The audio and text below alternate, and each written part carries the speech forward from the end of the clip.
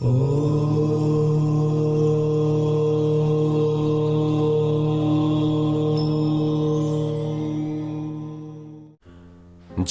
ভগবান করেন তাহার হাত ছাড়ানো জীবের সাধ্য নাই। সর্বদা সকৃত কর্মনুসরণে যত্নবান থাকিয়া নিত্য তৃপ্তিকর ভগবৎ সেবার শক্তি আহরণের প্রতীক্ষা করিতে হয়।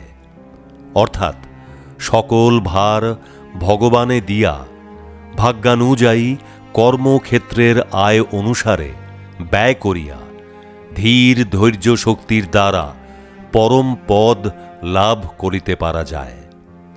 পথের সহায় সর্বশক্তিমান ভগবান নির্লিপ্ত শক্তি বিতরণ করিয়া থাকেন।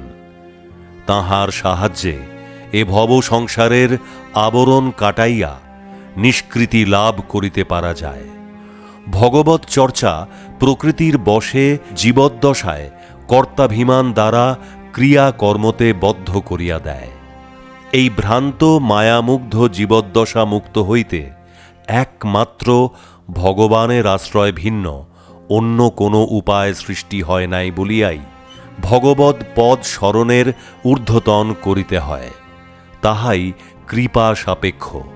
অতএব সর্বদা যাহা কর্মফল বশে কর্ষণাদি বর্ষণ শক্তির উপভোগ উৎপন্ন পাওয়া যায়, সকল অবস্থায় উদ্দেশ্য স্মরণ রাখার দিকে চেষ্টা করিতে হয়।